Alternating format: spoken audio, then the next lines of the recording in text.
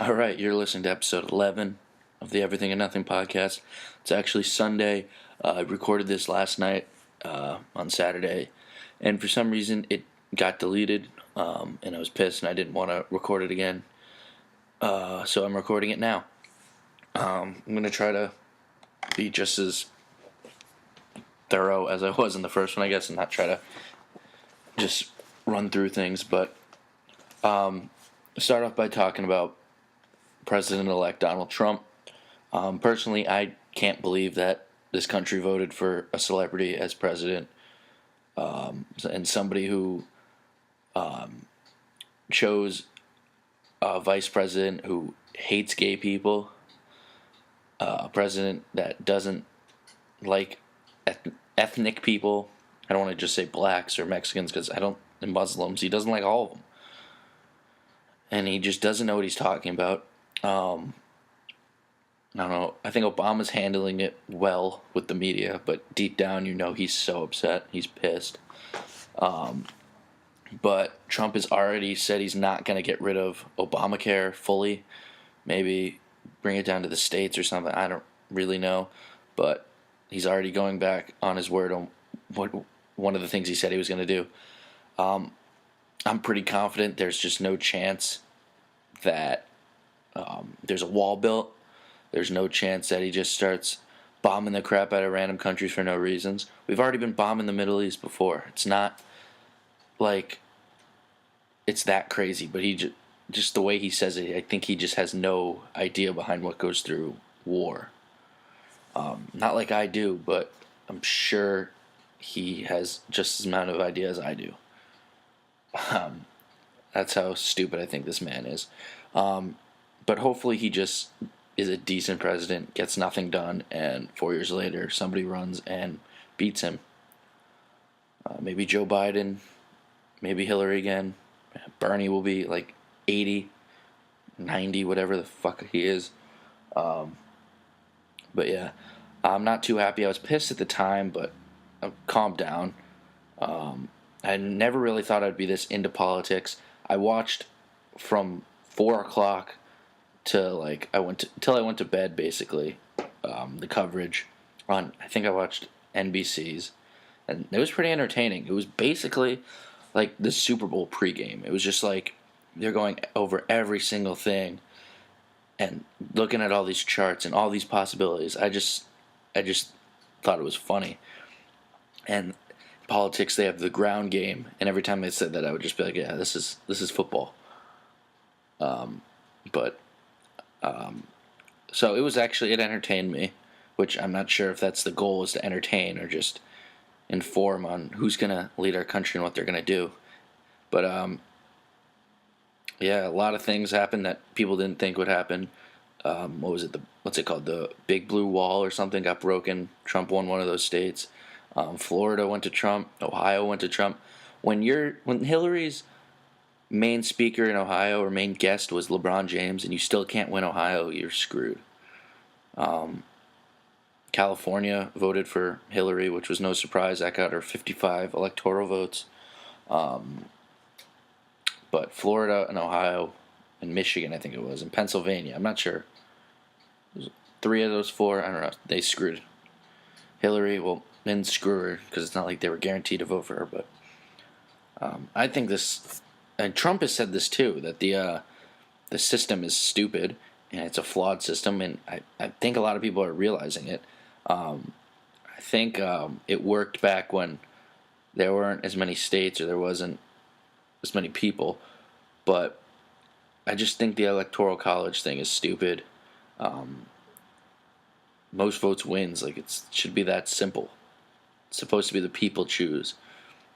And honestly, I don't feel like my vote matters, especially in California when it's so popular for the blue side. But I would like to see votes matter more for people. And 11,000 people voted for Harambe. Like, what a joke.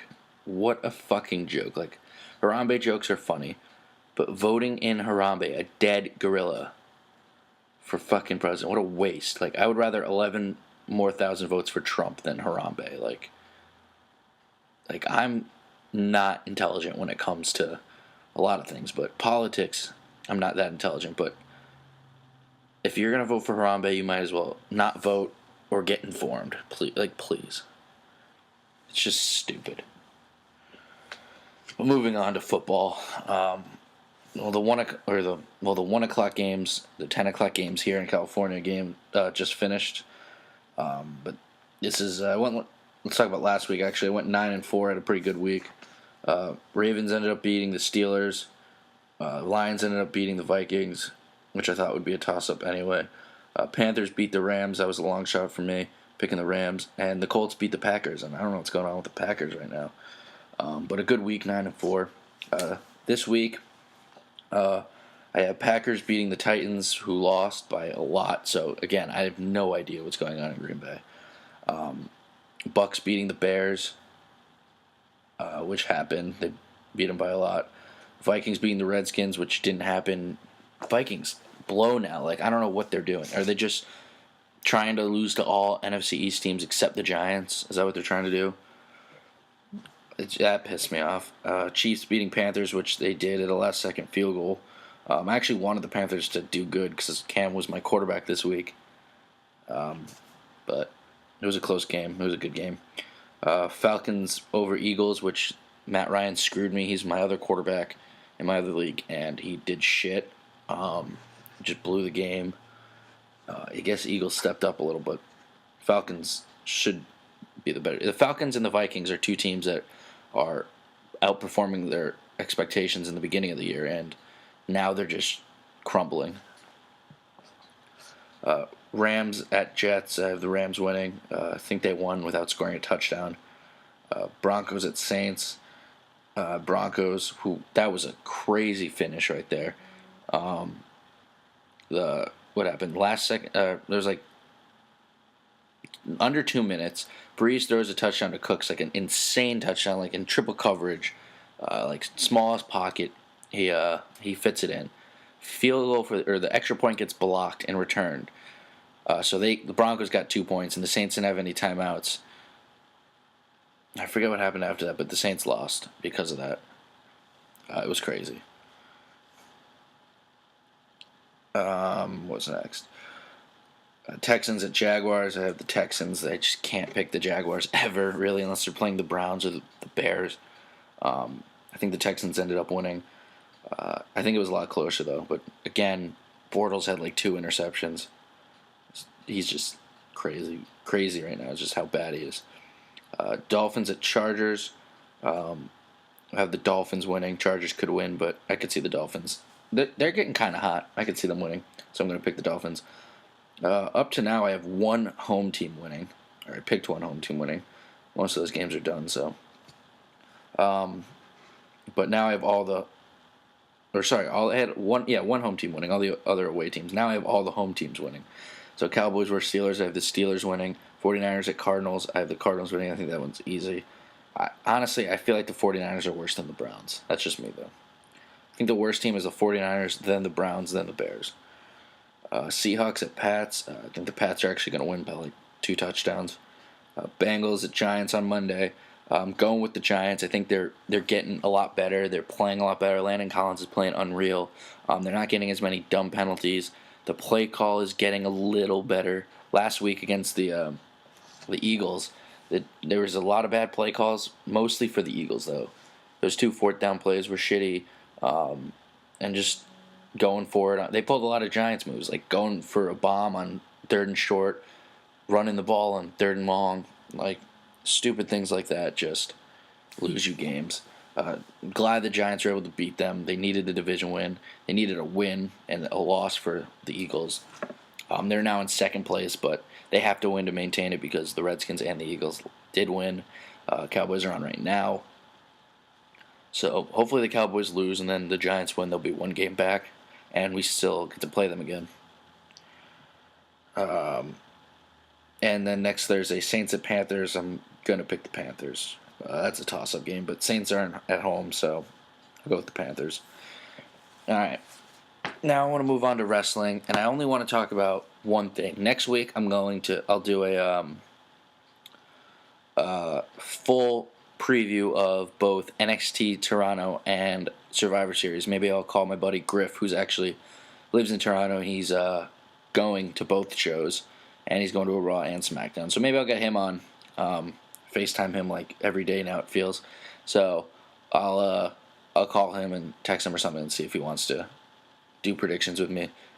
That'll be fun. But I want to talk about the Dusty Rhodes Tag Classic because this is very underwhelming to me. I hyped this up myself. Like, I looked at the card, or the bracket, I guess, and the teams I saw, I thought this was going to be an outstanding tournament. It hasn't been. I'm really upset that most of the semifinals and quarterfinals or whatever were taped at like house shows and then shown on NXT. I'm just not a fan of that. But let me go through the bracket. You have TM61, who I guess fans like. I can't get behind. I don't know why people like them that much. Versus Tino Sabbatelli and Riddick Moss. I love that team. Two former football players. Riddick Moss, I forget where he went to college, but he didn't play pro.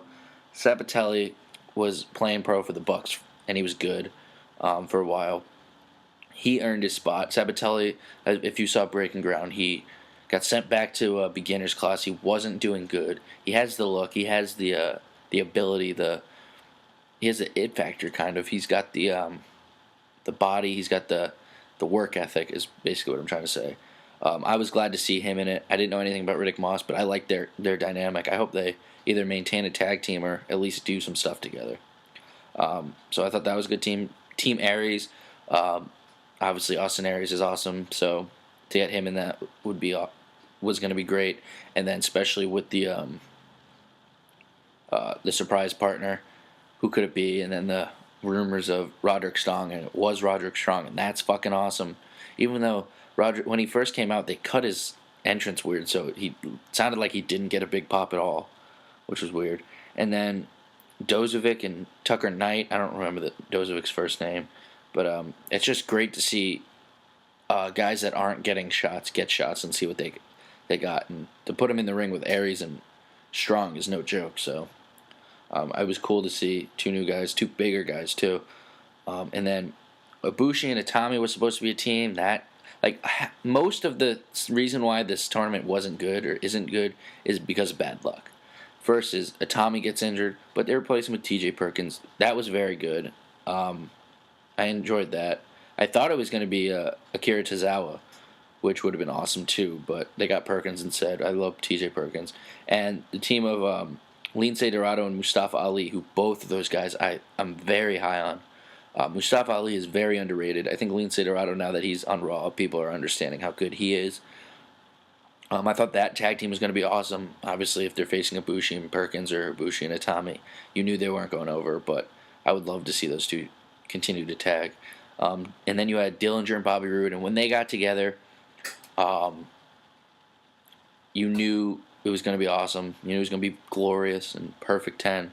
And they were facing Sanity, and it was the debut of Sanity. When I first saw that, I was like, come on, like, let Roode and Dillinger get a win, because you know Sanity's not losing in their first match.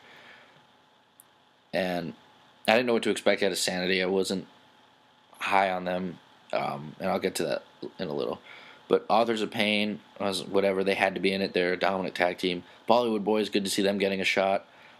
No Way and Swan. I really want to see Cedric and Swan, but No Way and Swan probably was a better idea. That those two guys are pretty similar and very cool, and it's good to see one small guy, one huge guy, both dancing, both having fun, both kicking ass.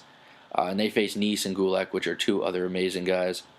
And then you had Almas and Alexander and the Revival, two great teams again. And then Gargano and Ciampa and Bing and Loon, which both teams or one team is awesome and one team is two young guys or two newcomers to WWE that are getting a shot, which again I'm fine with. TM61 obviously beat Sabbatelli and Moss. That was smart. Obviously, you can't have Sabbatelli and Moss really go over there. It was just to get them exposure, and TM61 has been a stable in the NXT Tag Division for a couple months now. So, and then Team Aries, when Roger came out, Should have been huge. Wasn't really that huge, but they went over obviously. And then Ibushi and Perkins beat Dorado and Ali, and then Rude and Dillinger. I thought they were at least going to fight together, and then at the end of the match, Rude was going to turn on him. Rude turned on him before the match even started, and Sanity just beat the shit out of Dillinger. Before I get to Sanity, I just didn't like the way that was booked. I think they should have at least fought the match and have it be a good match, because this is for Dusty, and I know they're bringing it into the storyline that he isn't doing it for Dusty, but I just think that these matches should be very good in this tournament. I think it should be more wrestling, less story for most of this. But I did see the turn coming, and I did think it was a good idea. I just didn't think it should happen before the match. And it was. I did laugh though when Rude was like, "Dillinger begged me to be his partner," when obviously it was the opposite way. But Sanity came out. Once I saw the Canadian flag on Eric Young's jacket, I knew it was Eric Young. And then Tucker Knight and forget the other one, Alexander something Alexander. I don't remember, something. He's British or something. They're whatever. And then Nikki Cross. They're just crazy. I don't think it'll last that long. I just don't think they're that good. Tucker Knight is good, I think, but I don't believe him as the character Insanity. He just doesn't sell it. The other guy sells it real well. He's believable. And Eric Young and Nikki Cross are crazy, so they're believable. But I just don't think this gimmick's going to get over. But obviously you have to have them win, at least in the first round. And then Authors of Pain versus Bollywood Bros, or Boys, that's a squash match. Rich Swann and No Way versus Neeson Gulak. Obviously you put Swann and No Way Jose over. It just sucks that Neeson Gulak have to lose in the first round. Same with Almas and Alexander. Like, it's awesome to put them with the tag team champs. Revival wins, and they had a good match. And then Almas turned, which was smart. But he turned after the match, which was smart. And I don't care if they would have done it twice. I still think they should have. Almas was just getting no reaction, some boos, when he was a good guy. So turning him was smart. And they'll have a feud. It'll give Alexander to do something. So I'm happy with that. Ciampa and Gargano beat Bing and Loon, whatever. Like, that should have happened. And then TM61 beat Team Aries. This is where the bad luck starts again. Aries at a house show ruins his eye. His eye, there's a picture on Twitter of it. It's just swollen. He is, like, you can't see his eye at all. It's disgusting. So he was going to fight. Aries was going to, or Strong was going to fight TM61 2-on-1. And then Regal comes out and is like, how about just a 1-on-1 match? And I guess that means Aries is out for a while, because why wouldn't they have just not put it on the house show and just waited? It's just bad luck, I guess, and they wanted to finish it at Toronto, which makes sense. So TM61 had to beat Team Aries. I have no idea if that's what was planned anyway. I would hope Aries and Strong would have won, but again, if Aries can't wrestle for a while, then obviously you have to have him lose. Just sucks Roderick Strong had to lose. And then Ibushi and Perkins lost to Sanity. It makes Sanity look good, but I don't know. They're not that good, so I just don't. Not for this push. Maybe should have waited till after the tag tournament, because I don't know. I don't think they should be in this spot. I don't think Perkins and Ibushi should have lost until at least the semifinals. And then Authors of Pain beat No Way and Rich Swann.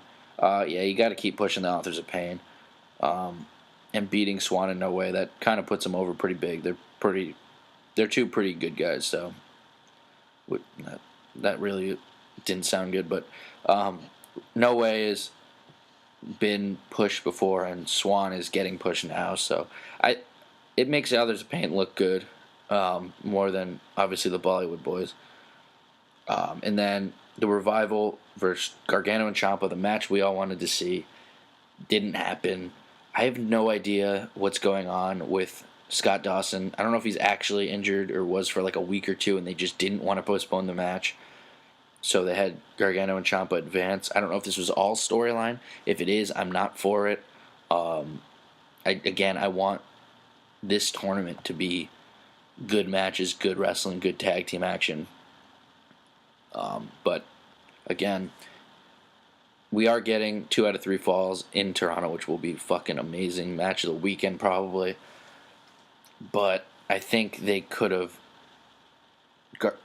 done it where actually they could have just had Gargano and Ciampa beat the Revival because it was non-title, and then the 2 out of 3 falls match could happen when the Revival screws Gargano and Ciampa. So they could have done it. I think they should have done that, and maybe have Gargano and Ciampa surprise the Revival with a roll-up or something and not just flat-out pin them. But I think they could have went that way, unless Dawson was actually hurt. But he's fine now. He's doing jumping jacks and shit when he beating up Gargano. So I don't really know why they went that route. Doesn't make the Revival look great. But semifinals were TM6 won and Sanity. And TM6 won beat Sanity. So sick push for Sanity. I didn't like TM61. I don't like Sanity, so I didn't care. I figured if you're just gonna push Sanity, you might as well push Sanity. But they seem like the Wyatts kind of like, where they're just gimmick related and they don't need to win, even though Wyatt does need to win. And they're just gonna still beat the shit out of people even if they lose. So that's why I'm not really for it. And then it was Gargano and Ciampa versus Authors of Pain, and it was a good match. It was Authors of Pain's best match yet, and the Revival attacked Gargano and Ciampa when the ref wasn't looking, and then the Authors of Pain won. So we're gonna get Authors of Pain versus TM61. Honestly, I hope Authors of Pain win. Like I said before, though, it's weird that a heel's winning this tournament, but obviously they shouldn't not let a heel win because that would make it less predictable. Authors of Pain are doing a good enough job. They're just dominant, so it would look pretty cool if they won. Obviously, I would have rather the Revival or Gargano and Ciampa win. But I don't disagree really with Authors of Pain. It's just not, this tournament's just not what I expected. There really wasn't amazing matches or anything. So it really didn't live up to the hype that I set for it, and I think a lot of other people expected a lot more. Last year's was very good, but when I saw the lineup for this year's, I thought it was going to be so much better, but it wasn't. Raw and SmackDown, I haven't really been watching these past couple weeks. I know Shane joined the Survivor Series team. That's pretty fucking awesome. And obviously the last guy on the Raw team was Seth Rollins, even though there was a leaked picture where it was Sami Zayn, but it had to be Rollins. It makes no sense. How cool would it have been, though, if Dean Ambrose was on Raw and it came down to Dean, Seth, and Roman, and then they just went off and won? That would be sick, but obviously I wouldn't want that because it would mean Dean would be on Raw and some of the stuff wouldn't happen, but in hindsight right now it would look cool. But one day we'll get a Shield reunion. I would have thought they would have done it earlier, but I guess they didn't because they had such a good feud with Seth being a heel against Roman and Dean, and it would be stupid to bring them back already. They had that one spot at whatever, I don't remember the pay-per-view, but they had the Fatal 4-Way with Orton, and they did the triple powerbomb, but right after that they beat up each other. So because there had been rumors like immediately when they broke up that they were going to do like Royal Rumble spot or something like that, but nothing's happened really yet. And now they're all good guys, so maybe I'm sure we'll get something in this Survivor Series match, but obviously they can't all work together. All right. Moving away from sports and wrestling, I want to know what you guys what you guys watch on Netflix and what you suggest, because I keep finding myself watching the same shows over and over again. Like, I've watched Friends like 2 times all the way through, and that takes time. Same with Dexter. I've watched that 2 times all the way through. I just watched Master of None again for like the fourth or fifth time. Season 2's coming out, I think, in 2017, so that'll be fucking amazing. That show is so underrated and so well. Underrated is in like I don't feel like people talk about it, but like it got the awards it deserved. So in that aspect, it wasn't underrated, but I feel like people don't talk about it as much. I actually need to finish BoJack season 3. I was supposed to watch it with one of my friends, and then we didn't, and then I moved, so that didn't happen. But I need to watch that because what I saw, the first couple episodes I saw were awesome, and my friend who loves the show, who did watch it, said it was amazing. And I just started watching Freaks and Geeks again, and I'm almost done with that because that's only one season. But that's another amazing show. But I still haven't watched Stranger Things. I never watched Making of a Murderer. Never watched Breaking Bad. I don't really care for Breaking Bad. The other two I would watch. But let me know what you guys watch and what you guys suggest. And if you haven't seen any of those shows I just mentioned, definitely watch all of them when you can. And if you haven't seen Friends, I just don't understand what's wrong with you. But also Family Guy I've watched all the way through again for like the second or third time. I just watched the new episodes though. I hadn't seen them. They're relatively new to Netflix, so they were funny. Family Guy just doesn't make bad episodes. So, and there's always the debate whether I like the older Family Guy better or the newer Family Guy. I tend to lean more towards newer Family Guy, as awesome as old Family Guy was. I think Matt, my brother, would pick old Family Guy. I think his favorite episode comes in like season 2 or 3, or maybe it's even 1. No, it's season 2 or 3. But I don't know. I think the Stewie being gay, like kinda question mark. You don't know because he always says those comments and then he says he's not, and then his relationship with Brian. I think those two are much better than Stewie trying to kill his mother and try to rule the world and say just like big words and try to sound smart, which was awesome. I'm not dissing that, but I think the dynamic now is much better. It's funny to I'm just going in depth on Family Guy now because it's everything and nothing, and I want to talk about everything and nothing at the same time. Because really, what does me talking about Family Guy accomplish? Nothing. But that's the good part about this podcast. I'm not trying to accomplish anything. Anyway, the dynamic of Joe is really changed. Joe came in as this, he can do it all, even though he's in a wheelchair, big shot. And he was a good guy, and Peter didn't like him. And then they became friends, and then all of a sudden Joe's like this depressed guy who can't do shit, and his life sucks, and his wife hates him. I don't know, it's funnier now, but it's just crazy to look back and see, like, at least the first episode or first season Joe comes on. And Quagmire gets more involved, and he loves his cats, and you see he cares about his sister, and it's crazy that I'm going this in depth on the character development of Family Guy, but it is there, and that's why I like the newer seasons better. But obviously, every episode of Family Guy makes me just die laughing. So, obviously, if you're not a fan of Family Guy, you probably have not the best sense of humor. But yeah, movies I've watched on Netflix recently, nothing new. I rewatched Just Friends because that's on Netflix now. That's one of the best movies. Like rom-com, Ryan Reynolds. I love Ryan Reynolds, by the way. Full disclosure, Ryan Reynolds is bae. He's one of my favorite actors. I love Definitely Maybe, Just Friends, Buried. What are other great Ryan Reynolds movies? Now I'm blanking. But Deadpool, obviously, but that just came out. But honestly, Definitely Maybe one of my favorite. It's probably my favorite chick flick rom-com.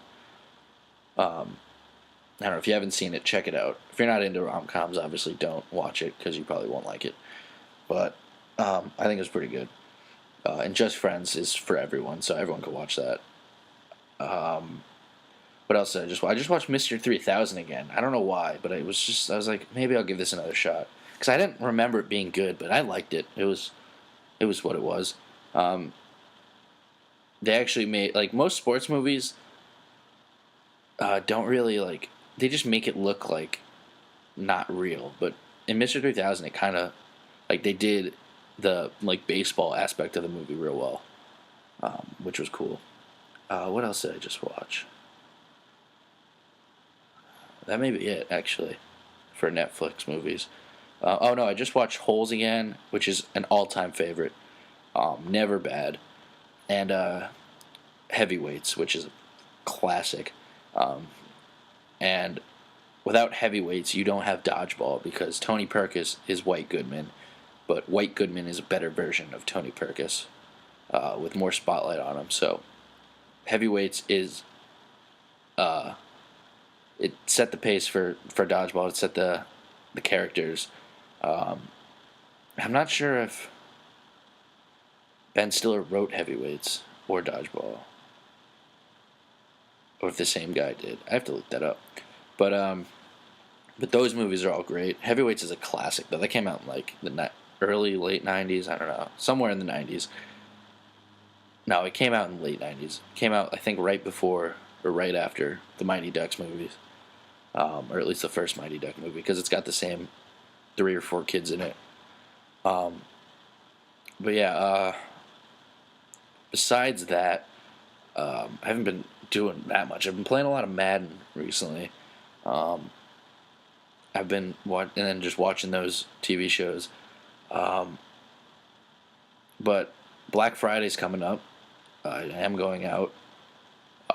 It should be a lot of fun. I went out the last two years, and it's crazy now because it's not really Black Friday anymore. It starts at 5 o'clock on Thanksgiving, which who's going out on 5 o'clock on Thanksgiving? That's when you eat on Thanksgiving. But we go to places like Toys R Us, Target, Best Buy, Walmart, Kmart, like toy stores and electronic stores. There's no wrestling deals besides Kmart. I think it's buy one get one half off. There's video game deals at all these places. If cheap enough, I'm gonna get WWE 2K, NHL, and maybe FIFA. Honestly, I kind of want to play FIFA again. But what's the other one? Oh, 2K basketball. Also, I was thinking about, but I could really care less about 2K basketball. But let me know if you guys know any deals. I looked up just those stores, and I'm not really looking to make any big purchases. Just DVDs, games, maybe some toys, but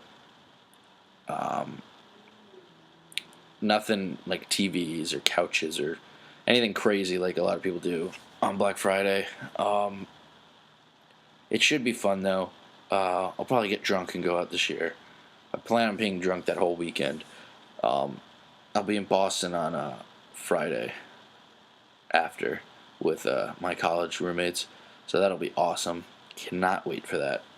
But besides that, it's just gonna be a long drag until Thanksgiving.